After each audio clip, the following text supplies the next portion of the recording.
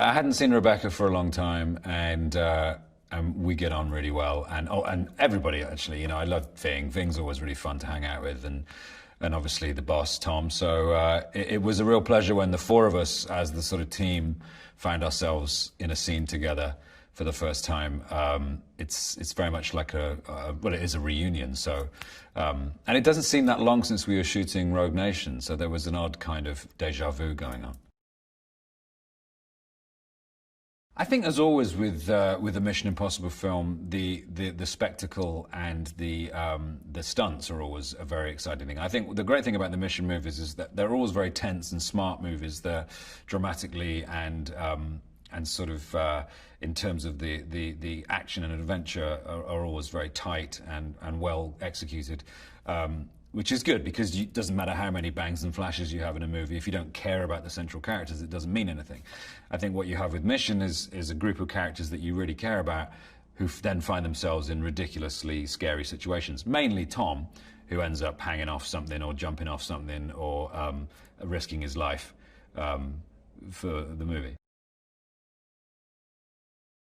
We have Tom's extraordinary helicopter adventures, which involved him hanging off a helicopter and piloting a helicopter, doing extremely dangerous things, falling from a helicopter, which was a nail-biting moment to watch. Me and Rebecca were just on the ground, sort of trying not to soil our underwear. It was a very, very exciting thing to behold. And I think in the movie, when people see it, knowing that he did it, it's not a digital, fabrication. It is what you see is what's happening. Always adds to the joy of the experience. You end up on the edge of your seat, literally, because you know that this actually happened.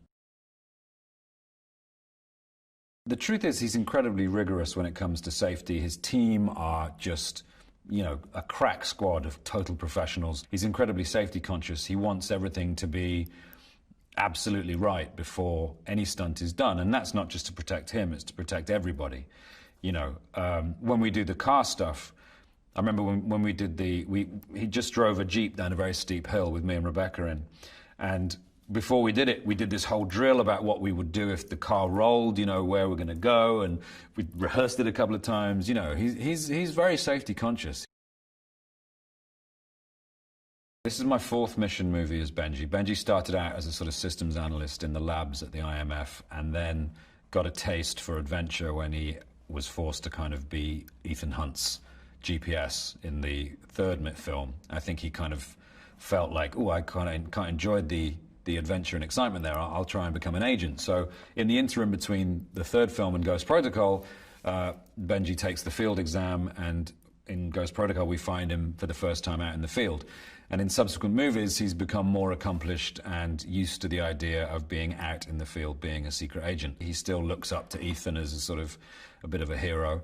But he's very capable and accomplished, and even in the scariest situation, he kind of manages to hold it together and do what he needs to do, which is great. It's nice to have played a character for this long and seen him evolved from a sort of lab potato, visually and figuratively. I did look like a potato in number 3, to a much more sort of, capable, fit secret agent with some, impressive skill sets. I had to learn to drive a speedboat, a twin-engine speedboat, which I did on Denham Lake near Pinewood, and then eventually on the canals of Paris and the River Seine. And that involved just, going down and burning around the lake for a while and learning how to sort of feather the engines, and it's fun, a lot of fun, but kind of hairy if you don't do it properly. I also had to learn to use a rebreather and go underwater in a dry suit, which was, I'd done scuba diving once before, but a rebreather is a completely different setup. It goes on your front, and it's a closed circuit of air rather than tanks, which are compressed. Obviously, the longest-serving Mission Impossible member, other than Tom, other than Ethan, is Luther Stickle, who is played by the inimitable Ving Rhames, and he has the the auspicious honor of surviving 6 Mission Impossible films now, maybe, unless he dies in this one. I don't know yet. The script isn't finished. And Ving's an old timer when it comes to, you know, this story. He's been with Ethan from the beginning. And I love hanging out with Ving. Ving is such a character. He's got a lot of cool stories. He's very funny. He quotes Shakespeare a lot. He can be a little weird at times, which I like. So that's always really good. When I know Ving's going to be in, it's always fun, because we spend a lot of time together and we have a lot of fun. Rebecca Ferguson, obviously, who's returning, who is a brilliant actress and plays a great character. I like the fact that Ilsa is a match for Ethan, and you know, both physically and mentally. And she isn't just there to be rescued; she's there to kind of contribute and is a force to be reckoned with. You know, and I think that's it's important that women aren't underestimated. You know, as they all have been historically forever, and it's great to see strong female characters emerging across the movie landscape. You know, it's way overdue. Angela Bassett, of course, who was a late casting, so it was quite a nice surprise to hear she'd been cast and to meet her. She's an absolute delight and someone I've always liked. Vanessa Kirby, or New, as we call her. I've only met her once so far on the shoot, very briefly in New Zealand, but she seems awesome and fun, and I thought she was great in The Crown, so it's great to have her involved. Yeah, there's a strong female contingent in this movie, and I'm pleased to see that. You know, it always makes it feel a little bit more rounded and realistic. I'm going to expect some fantastic stunts and some searching character work, some interesting twists and plot twists, as always. You know, these films always try to stay one step ahead of the audience.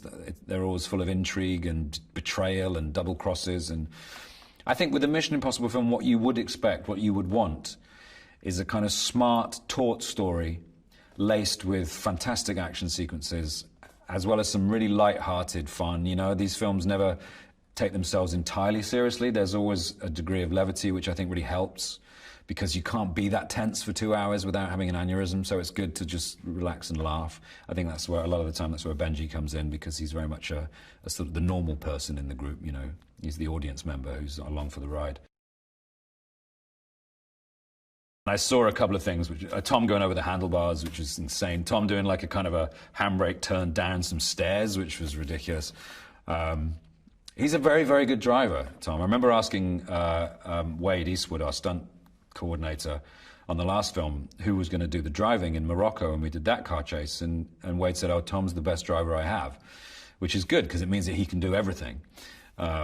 And I think just the access we got to Paris, the streets we were hammering around, the stuff we got to do, you know, it's going to look amazing because we did it, you know, and it's such a treat to be able to actually do that stuff and to feel the speed, to be in a car when there's like a, you know, all the reactions again that you see of us in the car are real, because we are spinning around at however many miles an hour doing handbrake turns and leaping out of the car and him skidding off, and it's great. It's a good job he's such a show-off.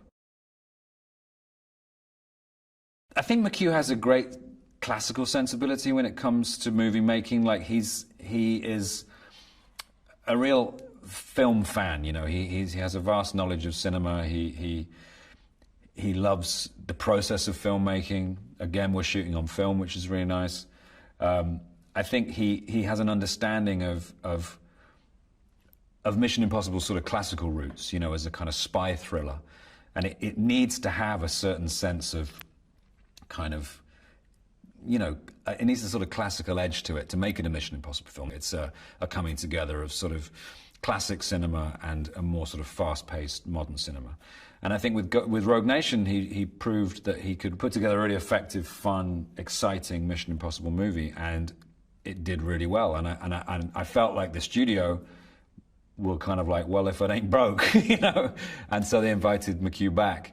And I was really happy, because I love working with him. He's a great friend and a total nerd. And I love sort of, you know, we always nerd out together on set about movies and what have you. I love that kind of eating and sleeping and breathing film kind of thing. I'm down with that. It's really, I really respect his love of the medium.